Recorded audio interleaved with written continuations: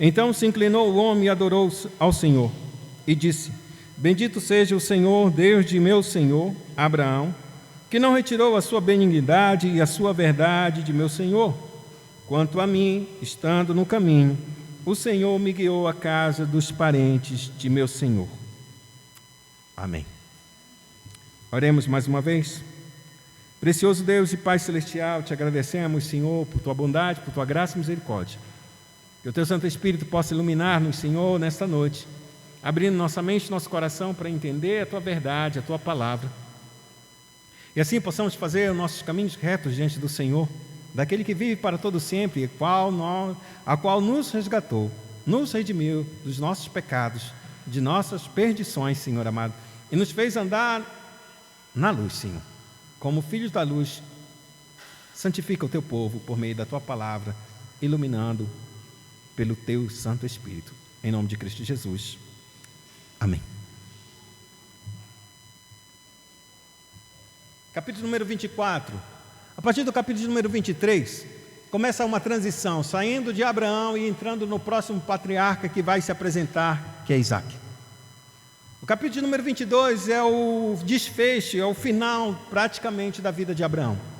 Quando ele cumpre o propósito de Deus de ele sacrificar o seu filho, e ele cumpre esse propósito, sela a aliança, sela a obediência. A partir de então é o desfecho final de Abraão. E a partir de então, do capítulo 23 em diante, até o capítulo de número 23, 24 e o 25, começa a história exatamente de Isaac. Moisés ele vai fazer uma transição e ele vai começar a pontuar essa transição de mudança de patriarcado, ou seja, da mudança da promessa de um só patriarca, que era Abraão, agora passa a ser Isaac, e ele vai introduzir a vida de Isaac e todas as pessoas que vão fazer parte da vida de Isaac nessa nova jornada, que até então está sumida. Então o capítulo número 23 vai começar a apresentar exatamente a morte de Sara. Começa o final da vida. A Sara agora, avançada de idade, aos 127 anos ela morre. Seu filho Isaac está com 37 anos de idade.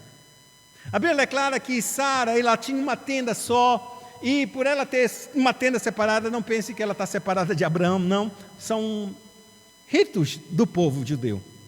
Cada mulher tinha sua própria tenda dentro de uma grande comunidade, diante de uma grande tribo.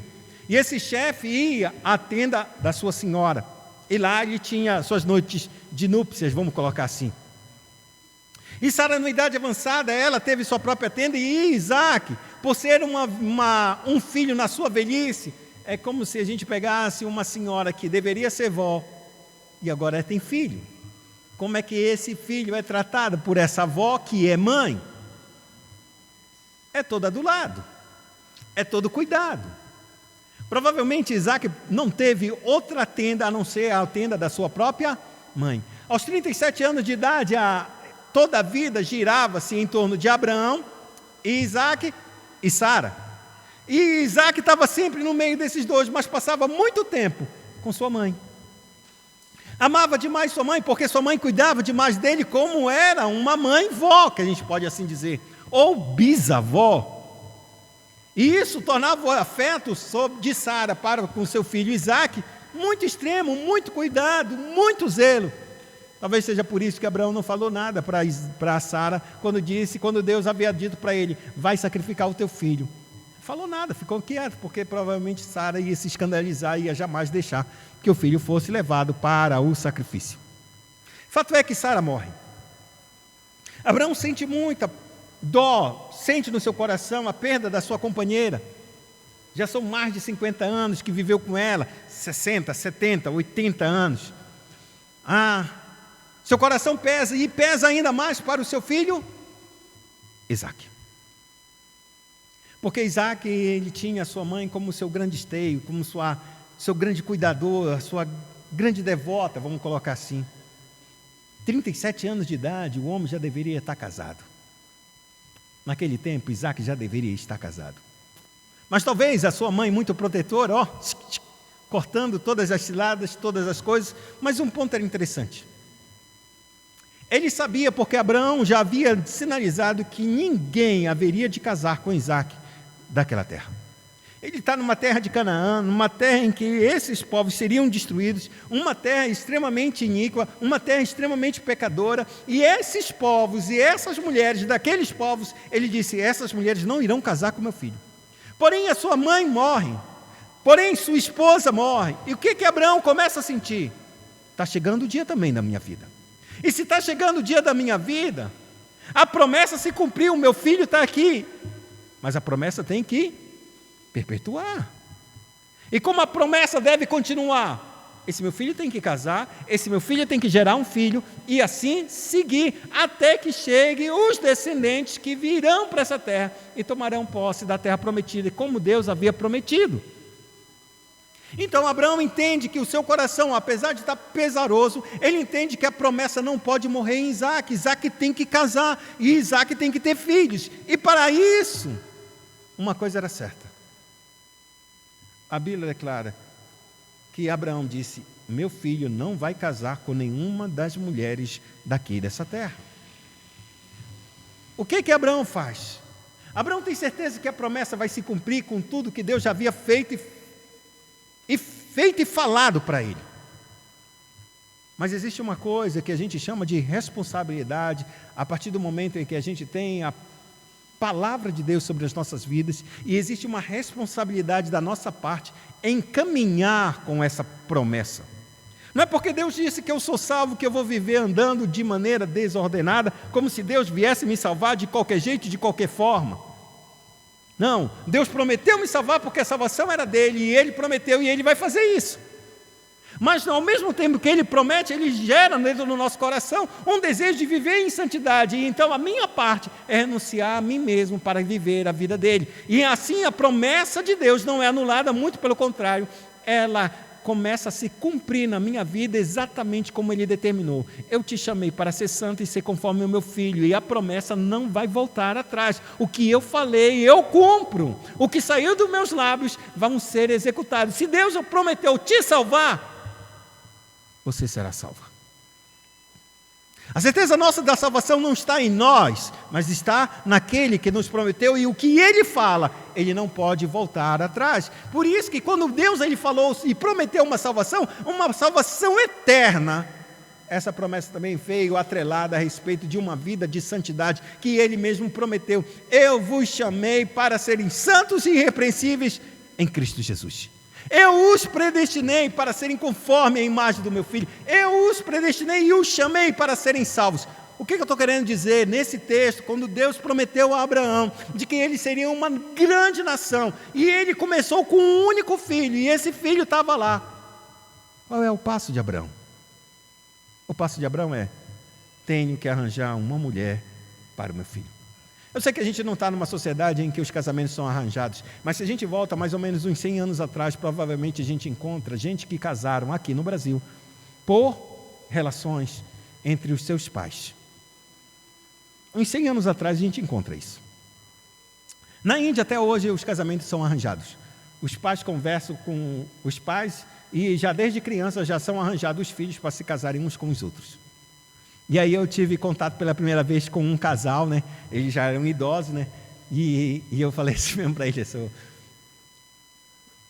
vocês não se conheciam quando vocês se casaram?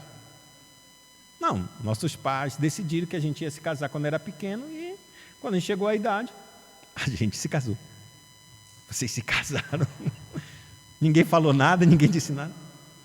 Não, a gente casou. E estamos aqui, estamos felizes. A gente não entende, eu também não vou entender nunca esse negócio. Mas quando a cultura está muito enraizada na nossa vida a respeito desses padrões de comportamento, de cultura, nada é tão pesaroso. Não vou dizer que é fácil. Mas nada é tão pesaroso. Para nós que não estamos acostumados a ver esse tipo de coisa, para a gente é extremamente difícil. Extremamente difícil.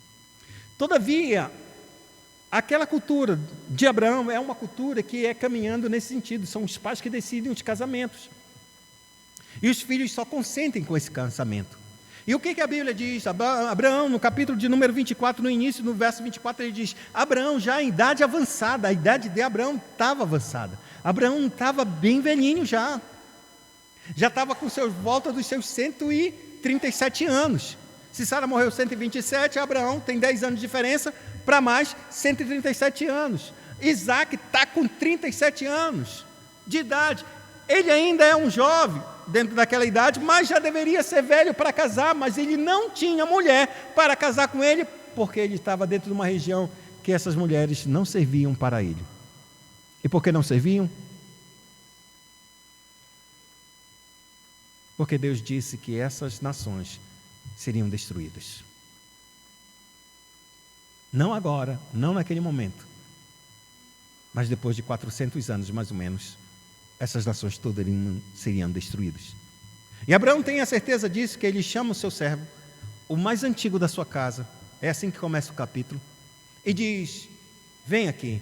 Esse servo é um servo de Damasco, o servo Eliezer, que aparece no capítulo de número 15, que Abraão diz: eu não tenho filho, e Eliezer, o filho dele, vai ser o herdeiro da minha casa. E Deus disse: não será o servo o teu herdeiro, mas um que sairá de você mesmo, esse será teu herdeiro. Esse servo, no caminho de Damasco, já que Damasco, saindo de Ur dos Caldeus, ele, para chegar em Canaã, ele tem que passar por Damasco. Nesse período que ele passa por Damasco, ele compra esse servo. Esse servo se torna muito bom, muito servo, muito obediente, muito confiável, de maneira que ele deposita a Abraão todos os cuidados de toda a sua governança, tudo que ele possuía na mão sobre esse servo. E esse servo já está de idade bem avançada também. Então Abraão chama o seu servo e diz assim mesmo: vou te dar uma responsabilidade, coloca a tua mão debaixo da minha coxa e vai jurar pelo Senhor, de que tu não tomarás uma filha, uma mulher, dentre todos esses povos canaítas, para tomar uma mulher para o meu filho, Isaque. Mas faz o seguinte: eu estou te enviando a Ur dos Caldeus, a casa da minha parentela. De lá, da minha família, você vai tomar uma esposa. Dessa família, que é minha, você vai tomar uma esposa. Ele sabia que Naor, no capítulo número 3, faz a genealogia de Naor, que era um irmão de Abraão, e que Naor teve uma menina. E ele diz assim mesmo: vai até lá e pega uma das filhas do meu filho, do meu irmão, para casar com o meu filho. O servo diz assim mesmo, disse: mas Senhor, o que o Senhor está me pedindo é extremamente difícil. Se eu for até lá, vamos supor que eu consiga encontrar e chegar até essa cidade e consiga encontrar a casa do seu irmão. E se eu falar com ela e a mulher não quiser vir, se eles não quiserem deixar ela ir, eu vou pegar uma mulher daqui?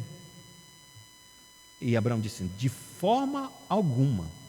Se eu não posso pegar nenhuma mulher daqui, eu pegarei o teu filho e levarei ele a Ur dos Caldeus para casar com ela lá. O servo é bem sensato. Se a menina não quer vir, o que é que eu vou fazer? Vou pegar o teu filho e vou levar, porque mulher daqui não serve. Então, só serve a de lá, então vou pegar o filho teu e levar todo mundo para lá e vai casar com lá, ali. E Abraão disse: nunca faça isso. Silêncio. A palavra hebraica seria exatamente acautela, seria silêncio. Esse caso tu nem pensas. Por que tu não pensas? Porque Deus me tirou de Ur dos Caldeus para me dar essa terra prometida. Tu não vai fazer o caminho reverso de levar o meu filho da promessa para lá, para que ele tenha que retornar para cá? Jamais. Nunca faças isso. Você não vai tomar nenhuma mulher dessa terra e tampouco vai tirar o meu filho daqui e levar para a terra dos meus pais, em Ur dos Caldeus. E aí Abraão, ele termina a sua palavra para o servo e diz assim mesmo: o Senhor enviará o seu anjo na tua frente, que vai preparar o teu caminho, e tu trarás uma mulher para o meu filho. O servo escuta. O servo criado na casa de Abraão é um servo de muita fé. Ele aprendeu a viver na fé de Abraão. Ele aprendeu a viver e compreender as coisas que Deus fazia com ele, a aliança que Deus... Abraão não guardava em segredo as coisas que Deus tinha feito com ele e com Isaque. Ele não guardava. O servo experimentou cada uma das dificuldades, cada uma das coisas que Abraão passou. O servo aprendeu e aprendeu a fé de Abraão. E aí ele diz uma coisa: Abraão, ele para e pensa e diz assim uma coisa bem preciosa: meu servo, se de alguma forma der errado, tu não encontrares, e ou a mulher não quiser vir até o meu filho, esse juramento está anulado. Pode voltar em paz, e a gente vai deixar na mão de Deus o que vier que acontecer. Então o servo consente, coloca a mão sobre a coxa de Abraão. Dentro dos estudos, esse tipo de juramento realmente não se tem precedente na história do povo de Israel, nem na história dos povos ao redor de Israel, que a gente chama de o Oriente Próximo.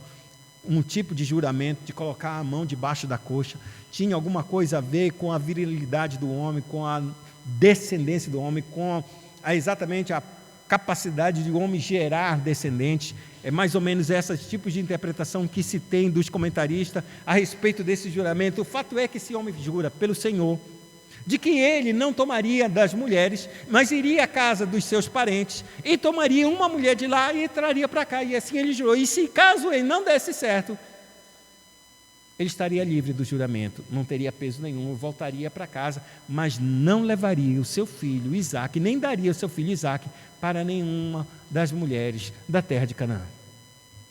A história segue. O capítulo avança que esse homem, então, no dia seguinte, ele prepara 10 camelos, carrega uma multidão de quantidade de coisas. Por quê? Porque ele vai trazer uma mulher, e para ele trazer uma mulher, ele tem que dar o dote para essa mulher, ele tem que agradar a família dessa mulher. Então ele carrega grandes quantidades de riqueza, e por isso são 10 camelos com alguns servos, e ele parte em comitiva. Essa comitiva leva uma jornada bem longa, não é uma jornada rápida que vão atravessar e vão chegar. Leva por volta mais ou menos de uns 10 dias para até chegarem até onde eles deveriam chegar. Acontece o seguinte, que o servo ele chega. O servo está chegando em Ur dos Caldeus, ele está chegando perto da cidade onde os parentes de Abraão lá estavam. Quando ele olha o poço da cidade, em que as mulheres vinham para pegar água, ficava fora da cidade, antes dos portões da cidade. E esses poços sempre são fora. As mulheres vão lá, tomam, e era uma responsabilidade das mulheres solteiras pegarem as águas. E ele chega quase no pôr do sol, quase no final da noite. E quando ele está chegando no final, ou seja, no anoitecer, ou seja, no pôr do sol, por volta mais ou menos das 5 horas da tarde, a Bíblia declara que ele para e ele percebe que as mulheres começam a sair da cidade para vir pegar água. Então ele faz uma oração. E a oração desse homem é bem simples, bem clara, e aí mostra exatamente que esse servo, ele não é somente um servo obediente, é um servo temente a Deus, é um servo que aprendeu a mesma fé de Abraão e convive com Abraão, não por causa tipo de relacionamento de igualdade, em que o seu Senhor manda e ele obedece. É um relacionamento também que agora Deus está na vida dele. E por causa disso ele faz assim mesmo: Senhor, peço-te que tu me guies a mulher que o Senhor escolheu para o meu Senhor. E eu te digo, e eu faço um desafio: a mulher que eu pedi para me dar água de beber, e ela me der a água, e ela espontaneamente, não somente der água de beber a mim, mas der água de beber a todos os meus camelos, essa é a mulher que tu escolheste para o meu Senhor. Ele faz essa oração no seu coração, ele não emite voz, está no seu pensamento. Algumas coisas que eu quero falar e vou pontuando à medida que eu estiver pregando. Deus ouve nossas orações. Você não precisa abrir sua boca para falar. Ele ouve nossos pensamentos.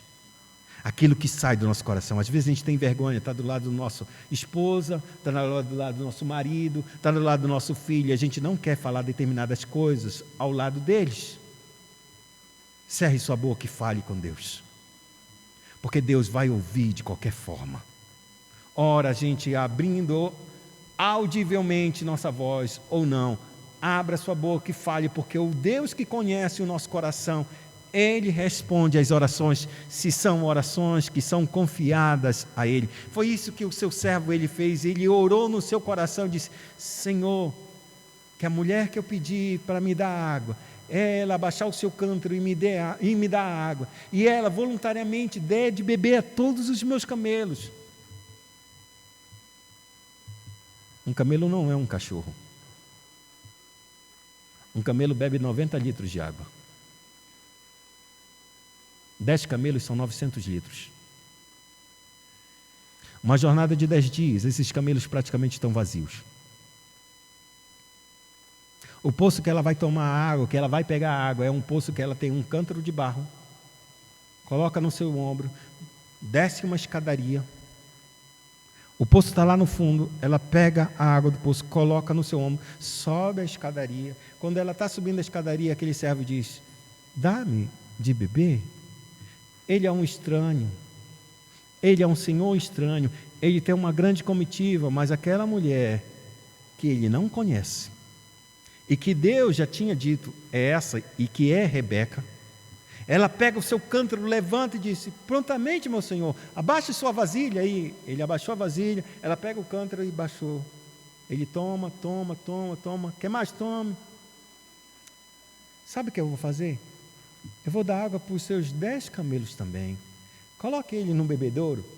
Ela desceu, amados, a escadaria. Quantas vezes ela não subiu? Porque um pote provavelmente não deveria ter mais de 20 litros. Não deveria ter. Ela foi dando, cada um, enchendo o bebedouro e os camelos tomando. E ela foi descendo, subindo, descendo. A Bíblia diz que aquele homem, ele olha para o desempenho dessa mulher. É uma jovem.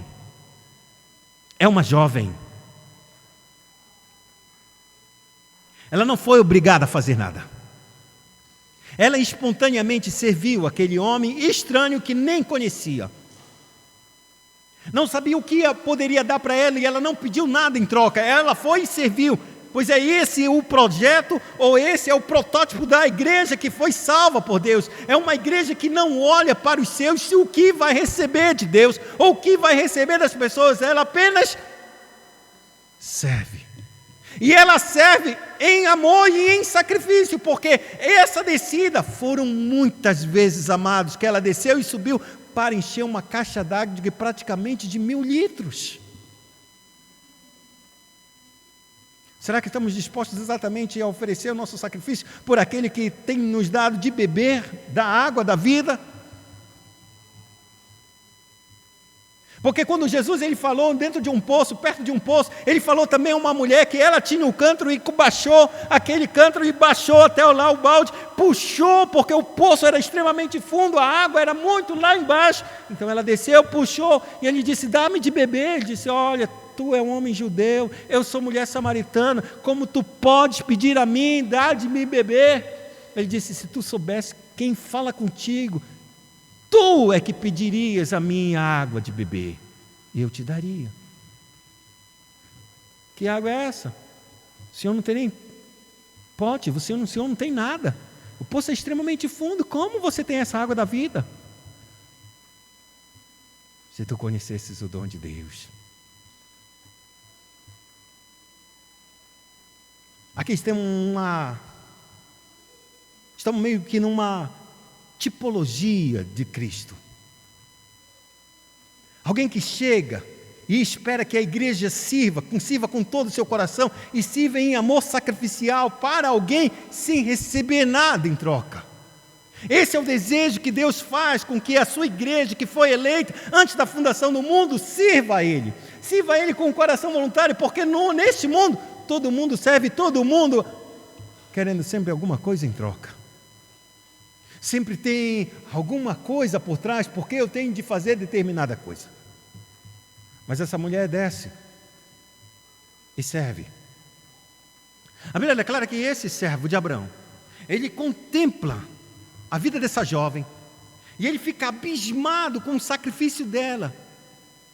Ninguém se levanta para ajudar essa jovem. Nenhuma das comitivas, nenhum dos servos. Ela foi colocando, enchendo. Quando ela terminou de fazer esse trabalho, a Bíblia, depois que todo o seu rebanho, ou seja, todos os 10 camelos estavam saciados, a Bíblia diz que esse servo disse assim mesmo: eu quero ver se o Senhor realmente me encaminhou direito no propósito que eu tinha falado. Vou perguntar de quem essa menina é filha. Então ele diz: minha filha, responde uma coisa. de quem tu és filha? Eu sou filha de Naor, filha de Milca, que ela teve. Aí ele assustou, porque era exatamente a família que ele buscava, a família de seu patrão, de seu senhor Abraão, o seu irmão Naor. Deus direcionou exatamente ele, a vida dessa jovem. E não somente direcionou, a mulher estava escolhida claramente. E aqui eu quero dizer uma coisa interessante, porque nesse texto a Bíblia declara que as filhas que saíam eram filhas virgens. Isso significa dizer que a semente era santa, que o filho que nasceria de Rebeca era realmente de Isaque. Não poderia ter dúvida de que essa mulher tinha tido algum tipo de relação, qualquer tipo de caso diferente que não fosse virgem, para que pudesse ser exatamente a filha, ou melhor dizendo, a genitora, a nova matriarca da descendência dos eleitos de Deus. E pior, ou melhor dizendo, o que seria mais grave, descendência da família santa, da semente santa, daquele a quem haveria de vir o Cristo ressurreto. O que acontece nessa história? A história termina dizendo exatamente isso. Ele diz: que maravilha, minha filha, que maravilha.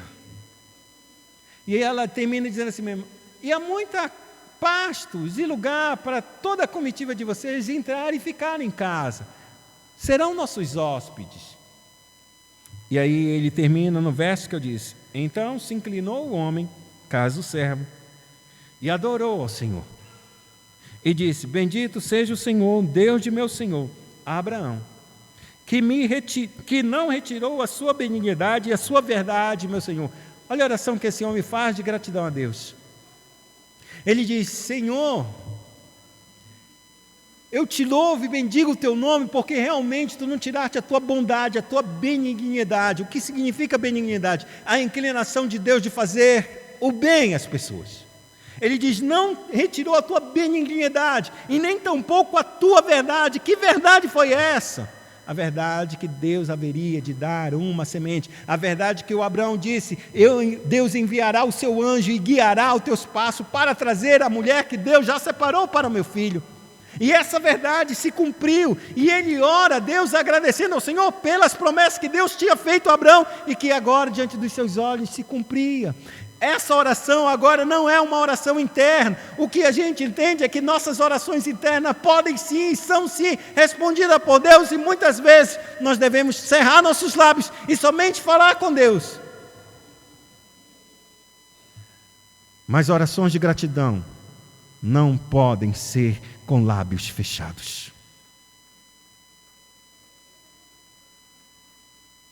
Porque o mundo precisa saber que Deus que responde a nossas orações em silêncio, a gente tem que testemunhar da verdade, da misericórdia de Deus e dos atos gloriosos de Deus. A gente tem de anunciar que a verdade de Deus, que o Deus que ouve nossas orações, o Deus responde às nossas orações, e nós somos os arautos de dizer: Deus é fiel, Ele respondeu às nossas orações.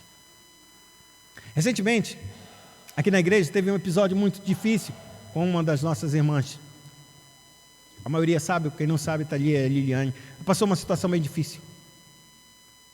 A maioria da igreja não soube dessa situação difícil, a não ser um grupo bem pequeno, bem pequenininho e reduzido.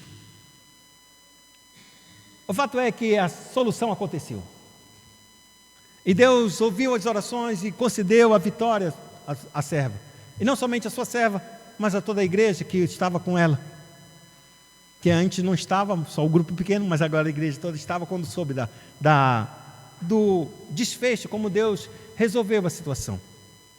Então a gente estava na terça-feira e aí ela contou a história e a gente ficou apreensivo, mas como ela estava contando já alegre, né, sinal que o caso já estava resolvido. E o caso foi resolvido e ela mostra: quero agradecer a Deus porque aconteceu isso, e Deus fez isso.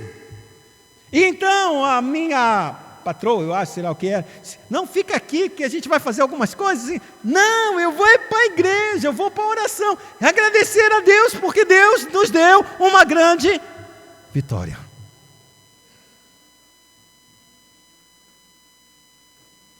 Você pode ficar calado e orar a Deus em secreto.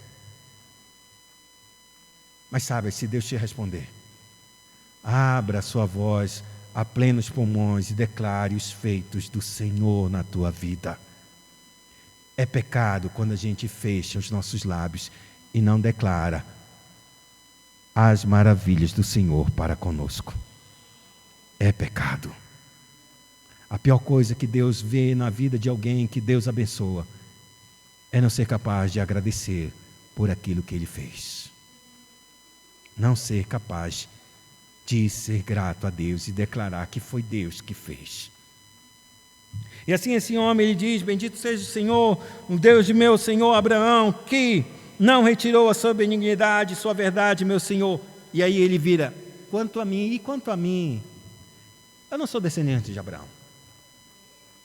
Eu não faço parte da aliança de Abraão. Eu sou de Damasco, eu não sou de Ur dos Caldeus, eu estou fora da geração de Abraão, eu estou fora da palavra, da promessa de Abraão. Quem sou eu? A Bíblia declara que Abraão, em ti, Abraão, serão benditas todas as famílias da terra. Por isso o servo, ele se coloca diante de Deus e disse: quanto a mim, Senhor, estando no caminho, o Senhor me guiou à casa dos parentes de meu Senhor. O que a gente entende com esse verso? É que Deus, aquele que salvou Abraão e que deu a promessa a Abraão, deu a promessa de abençoar todas as famílias da terra, e dentre as famílias da terra está Eliezer, o seu servo, o mais antigo dos seus servos, que aprendeu a caminhar com o Senhor, que aprendeu a fé de Abraão e está agora numa vida particular com Deus, numa vida de intimidade, e por isso ele não somente ora falando sobre Abraão, mas ele ora agora dizendo exatamente: o Deus que prometeu essa aliança a Abraão e que cumpriu essa aliança, esse Deus foi favorável a mim. Quanto a mim, estando no caminho, o Senhor me guiou à casa dos parentes de meu Senhor. Como Deus te guia? Como Deus te guia? Deus nos guia enquanto a gente está no caminho, amados. Deus te guia enquanto você estiver no caminho. Pois todos quantos são filhos de Deus são guiados pelo Espírito de Deus. Deus fez uma promessa: eu guiarei meus filhos por um caminho que eles não conhecem. Quando tu ouvires uma voz por detrás de ti dizendo, tocando o teu ombro: ei, ouve, abre os ouvidos e diz: este é o caminho, andai nele. Por que é uma voz por trás de ti? Porque a gente saiu do caminho, porque a gente se afastou da trilha. Enquanto a gente se afasta da trilha, a gente se afasta de Deus nos guiar por lugares que Ele determinou que nós viéssemos andar, para que nós andássemos em bênção e não em tristeza, pesares e maldições. Por isso ele diz: quando tu ouvires uma voz por detrás de ti, este é o caminho, ouve e anda. Mas quantas vezes Deus tem falado para nós e nós não temos ouvido o Senhor, porque nós queremos andar nos nossos próprios caminhos? Porque o autor de Provérbios, ele diz claramente: há caminhos que aos olhos do homem parece bom, parece direitos, e Deus diz em sua palavra, mas o final deles são caminhos de morte. Aos meus olhos, as decisões que eu tomo e os caminhos que eu tomo, todas essas decisões e todos os caminhos, aos meus olhos, sempre parecem bons e direitos. Mas Deus diz: eu peso o caminho. É porque Ele pesa o caminho e sabe o final da nossa jornada, que Ele chega conosco e diz: Abraão, aqui é o caminho, não é esse. Ouve e muda. Foi isso que esse servo fez. Estando ele no caminho, ele ora a Deus. Estando ele no caminho, ele obedece ao seu Senhor. Estando ele no caminho, Deus o dirige os seus passos exatamente. A pergunta que a gente faz é, e uma coisa bem certa: se o casamento é algo tão de Deus e tão sério, tão perfeito, e é a primeira vez que ele vai ser celebrado aqui, É a primeira vez que ele vai ser pontuado aqui claramente. E é um casamento exatamente que está sendo formado por Deus. A pergunta que a gente faz: casar sempre será verdadeiro, sempre será bom, sempre será honesto. Mas a pergunta que Deus nos faz é: que tipo de casamento nós teremos? Que tipo de casamento e com quem nós nos uniremos para a vida eterna? Para toda essa jornada nessa terra, não a vida eterna, mas toda a jornada nessa terra. A gente tem que decidir agora, amados. Enquanto a gente está jovem. Se você já está casado, agora a decisão está tomada. Não tem mais o que mudar, não tem mais o que fazer. Se você não escolheu sobre os princípios de Deus, você tem que entender uma coisa certa. Se teu coração, se você é solteiro, ou se você é solteira, entenda no seu coração claramente: eu não posso casar com alguém que não caminha no Senhor. O teu coração vai te enganar. O teu coração vai te enganar. Porque o nosso coração, quando a gente olha a pessoa que a gente olha e diz: estou apaixonado, estou perdido. Mas existe uma palavra de vida no teu coração que diz: casa com os meus, casa com aqueles que têm aliança comigo. Isso não é sinal de que teu casamento vai ser perfeito, que não haverá problemas. Mas será sinal de que você buscará, juntamente com seu marido,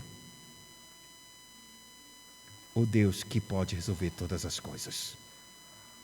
Porque se você casa com alguém que não conhece o Senhor, prepare-se para a sua luta individual com Deus. E não tem coisa pior dentro de um casamento quando a gente luta sozinho. Quando a gente luta sozinho, sabendo que a gente tem que lutar por nós dois. E é isso que Deus não quer. É isso que Abraão está decidido.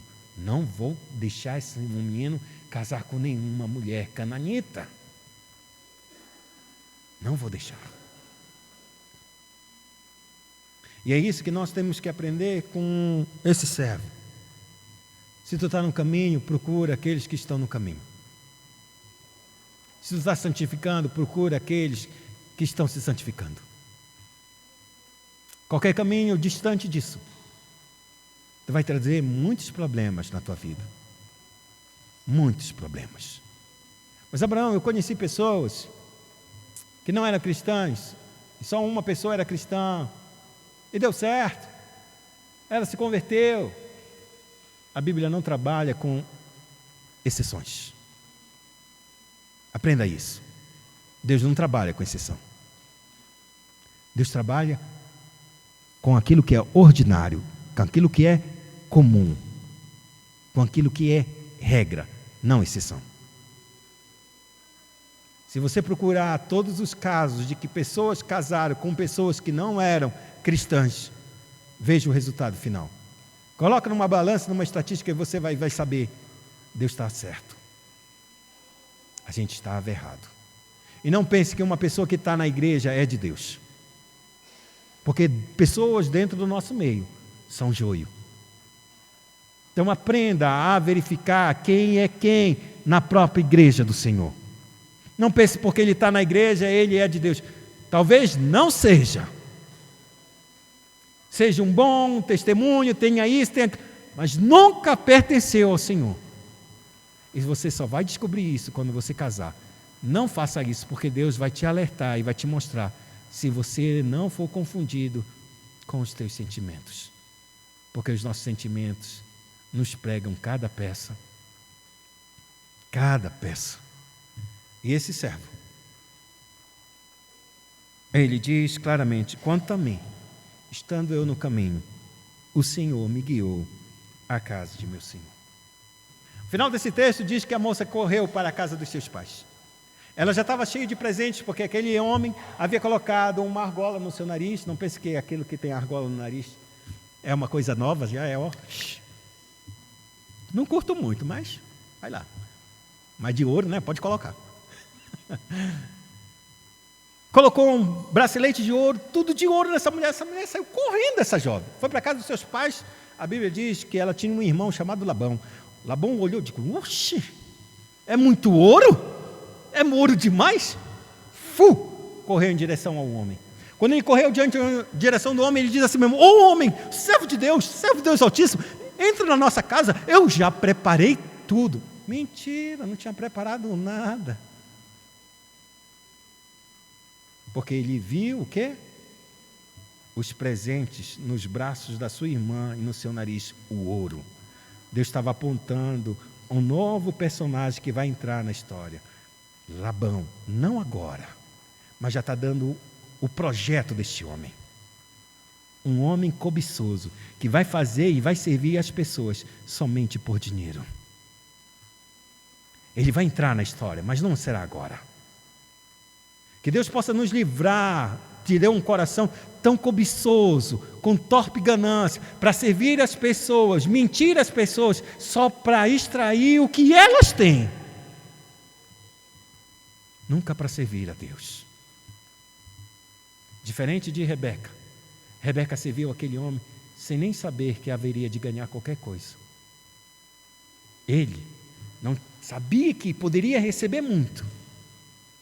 Quando ouviu aquela história, ele correu. Eu quero ganhar alguma coisa a mais, porque eu vou dizer o quê? Eu já preparei tudo. Se eu preparei tudo, nada mais justo do que ele me honrar com algumas coisas a mais do que ele haveria de dar. Então esse homem chega, ele expõe o caso e declara tudo aquilo que Deus havia falado com ele, desde a saída dele da terra de Canaã, quando Abraão partiu. Eu queria deixar essa palavra nos nossos corações. A primeira palavra que a gente possa centrar é quando Deus ele escreveu, ou no caso Moisés escreveu essa história, escreveu para o povo de Israel perto da entrada da terra prometida. A terra prometida que haveria de ser deles. Está diante, livro de Deuteronômio, ele está entregando esses livros, eles estão lendo esses livros, eles estão lendo essa história de Abraão. E o que tem a ver essa história? Porque Deus, ele cumpre as coisas, e muitas vezes do que ele cumpre não é algo sobrenatural, é algo providencial. Ele abre a porta e fecha a porta. Quando ele fecha uma porta, tu sai caminhando para o outro lado e a porta se abre. Gosto muito da história da Adna, por ela ter feito o que eles fizeram, para ter o negócio deles da tinta. Eles não iam ter tinta, nunca iam ter colocado nada de tinta, nem feito coisa alguma, mas por causa da filha que era especial e que precisava de medicamentos, que precisava de alguma coisa a mais, ele precisava ter uma empresa. Então o que ele fez? Sei lá, eles encontraram, passaram, viram tinta, disseram: vou fazer casa de tinta, e fizeram uma casa de tinta. A princípio era só para ter um CPF, para que pudesse ter alguma coisa a mais de benefício, para que pudesse ser abençoada essa filha. Só que a empresa cresceu. A empresa começou a pagar as contas da filha. Isso significa dizer: qual foi o sinal? Qual foi o prodígio? Qual foi a maravilha? Qual foi o milagre exorbitante? Nenhum milagre. O milagre foi da providência. Deus abrindo os caminhos e colocando as pessoas certas, os lugares certos, a hora certa, para que as coisas acontecessem da forma como Ele quer. E a gente se alegra com a providência de Deus. Por isso não peça um sinal se você vai casar, se você quer um emprego. Ore a Deus. Se Deus está abrindo a porta, pondere a respeito da porta que Deus abriu. Eu estou indo exatamente porque Deus abriu essa porta, ou por causa de quê? Porque tem muito dinheiro? Ah, tem muito dinheiro, é um bom salário. Então isso é um bom padrão. Mas e as pessoas? O que eu tenho que fazer? Será que eu vou comprometer a minha integridade? Tu vai ter que fazer isso e isso. Muito tempo atrás,